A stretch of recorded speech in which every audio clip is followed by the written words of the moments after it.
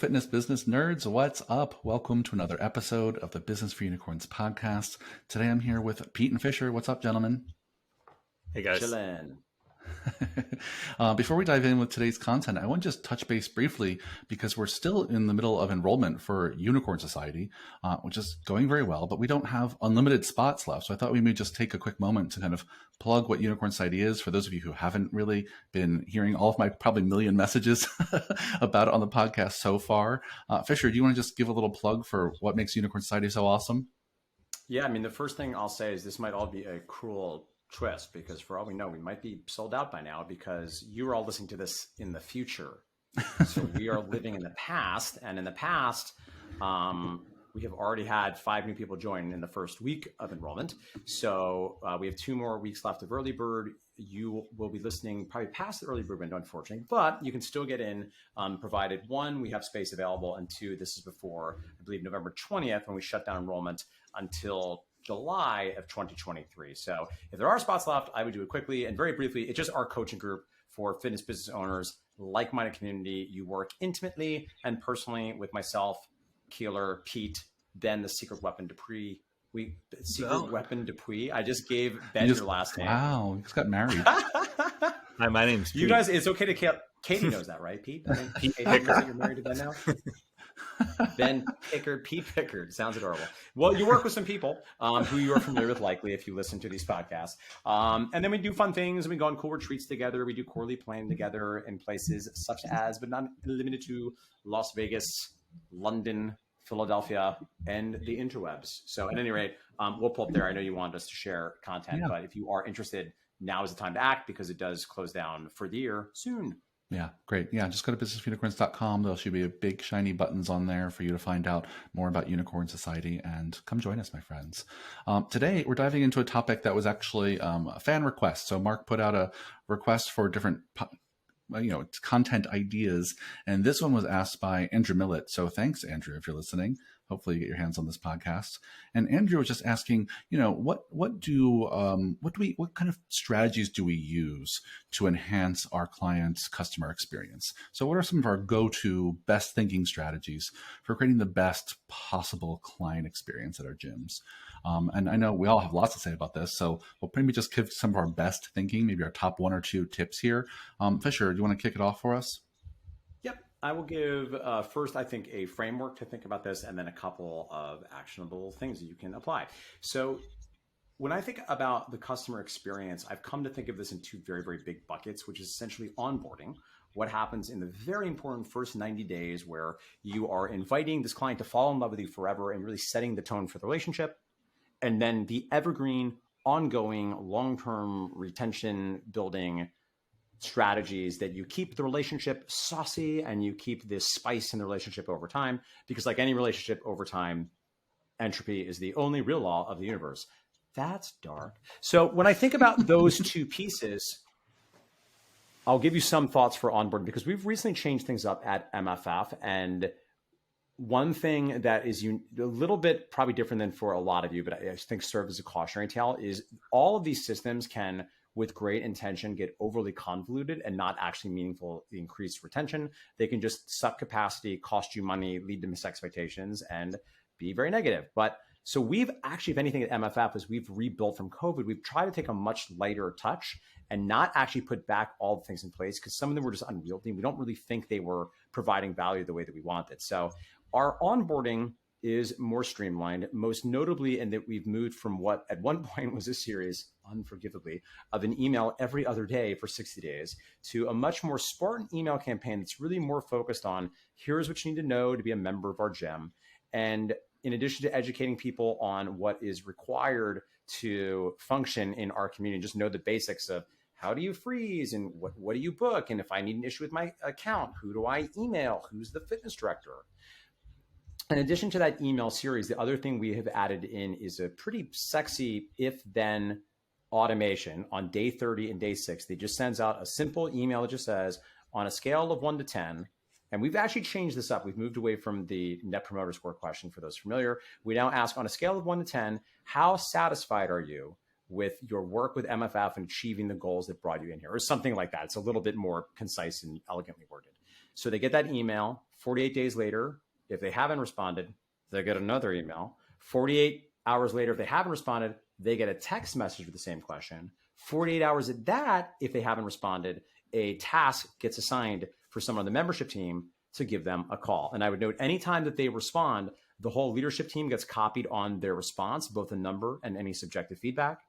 And if they do not respond after 3 passes through, we're also notified the membership team has now been assigned a task. So we at least have a hand on the feedback coming in on a weekly basis, as well as being notified that people are making it all the way through the funnel. And we do that both for day 30 and day 60. So admittedly, based on your current setup and how much capacity you have, and quite frankly, the robustness of your CRM platform, that particular play may or may not work for you. But I think a potential takeaway is have a dedicated check-in on days 30 and day 90, or day 60 rather. Don't wait until the end of that to sort of see how things are going, because in most cases, it might be too late.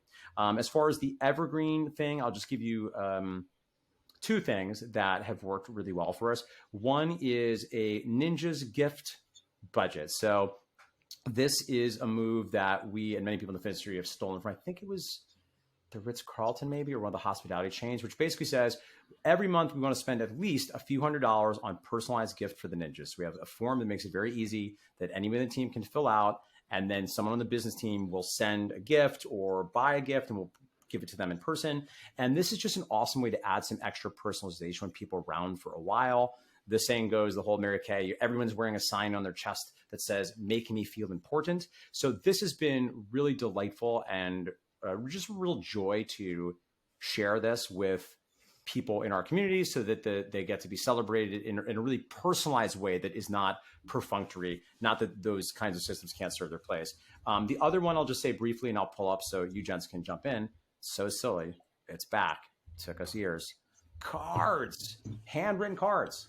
And I'll even tell you one quick snippet about this. One takeaway was we tried to do versions of cards when we weren't together, and it didn't work. Like we tried to do digital cards. We tried to do some virtual cards with virtual signatures. It just was not the same. Gosh, and it just didn't land the same way. And now that we're finally back to doing bi-weekly meetings and probably very soon weekly meetings again, the whole team gets together and we start off our team meetings. So this is how you do this logistically. Start off your team meetings, writing those cards out.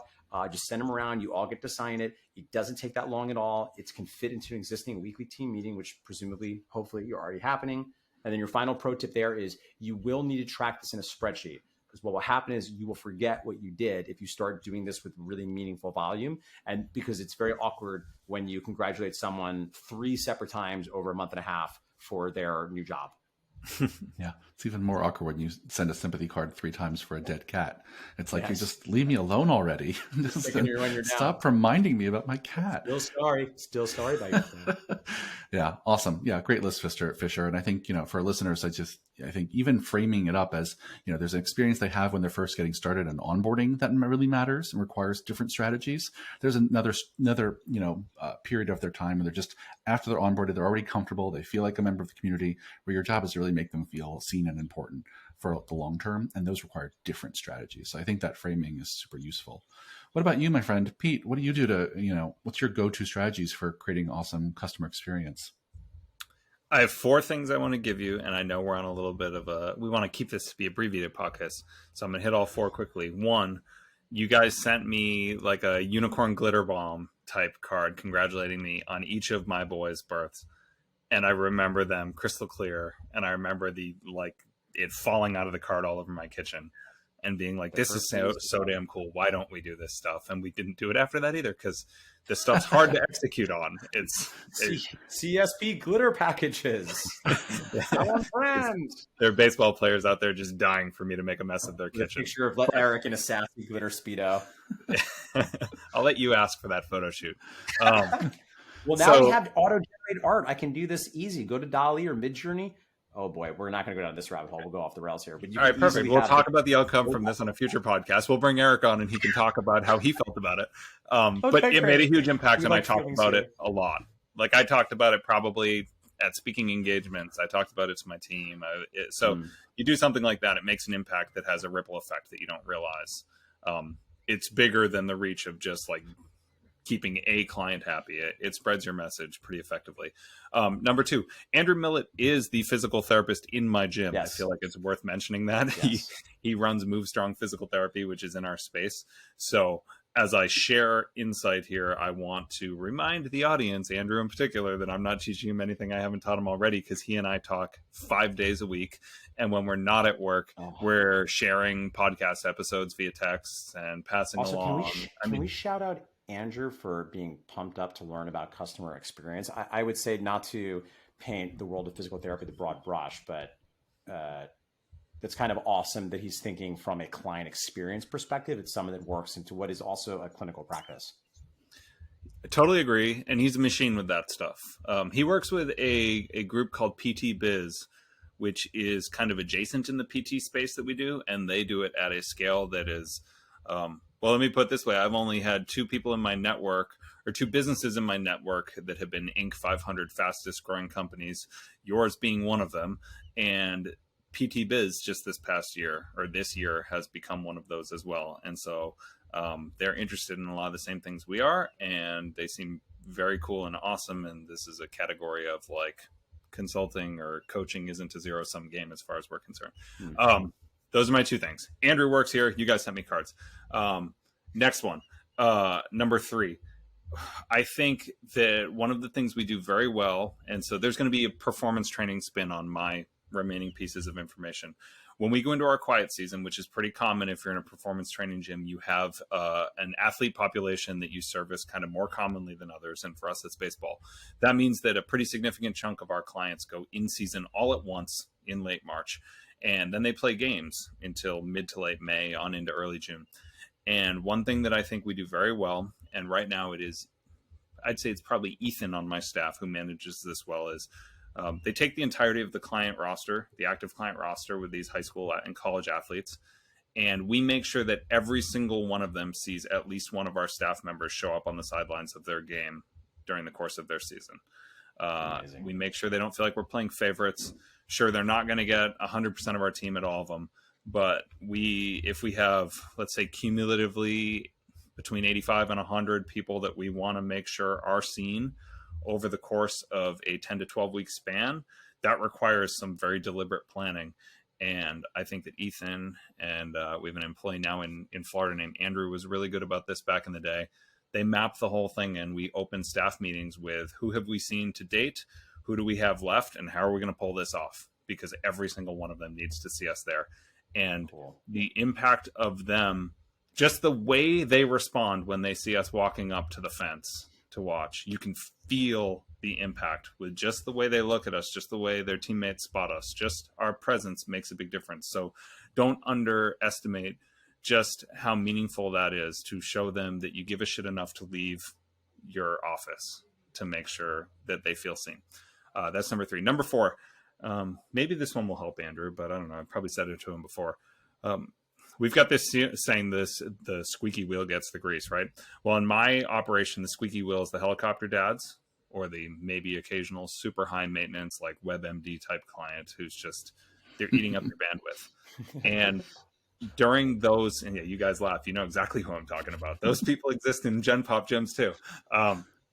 The ones that aren't squeaky in my operation are the parents who are awesome. They're not micromanaging their kids' training sessions. They're making their kids book their own sessions. They are, when I say, hey, we are going to send off our online scheduling invitation, do we want it to go to your email address or your kid's email address? They're the ones who say, send it to my kid. It needs to be on their phone.